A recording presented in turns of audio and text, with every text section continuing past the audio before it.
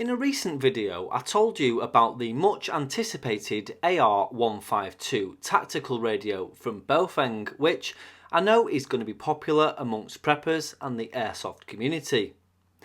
I ordered one a few weeks ago and here it is finally in the flesh, so let's take a closer look. So firstly, I have to state the obvious. The radio is built around the UV5R and UV82 models from Baofeng, but it is really cool to look at, but there's bits that I like and bits that I don't. So cosmetically it really does look the part. It has a nice large screen and backlit keypad on the front, and the screen is kind of a stretched version of the classic Baofeng display. Internally the menus are identical to any other Baofeng radio, and operation is exactly the same, so we won't go into too much detail around that. The PTT has a really nice feel to it, and the function buttons activate the FM radio, open the squelch, and of course switch on the flashlight, which I really wish they'd left off this model along with the FM radio. On the other side is the speaker mic port, which doubles as a programming cable jack.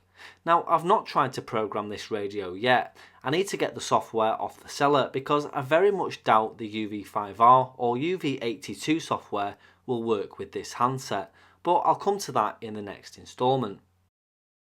On the top of the radio is the on and off and volume knob, emergency alarm button, LED and antenna connector. Now, I was worried that this radio would arrive with a standard Baofeng stock antenna, but they have included a really nice tactical antenna that actually looks the part with this handset. I've upgraded mine to the MRW666 tactical VHF UHF antenna from Moonraker, which I'll cover when we test the radio.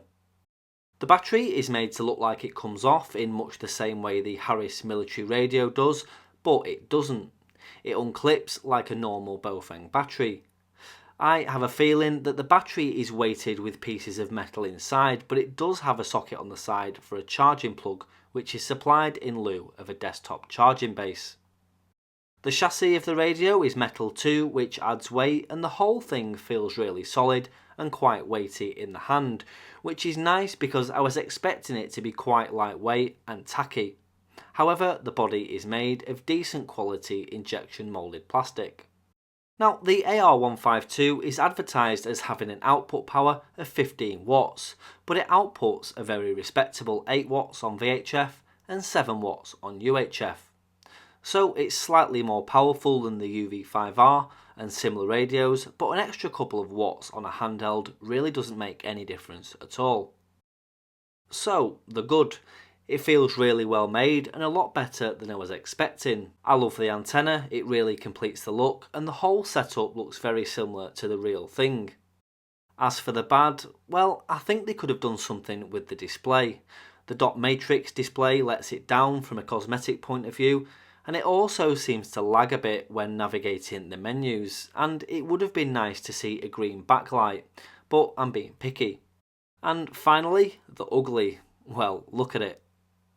So I'll be testing this radio out very soon in the field and making some contacts on both the supplied antenna and the tactical antenna from Moonraker, so stay tuned.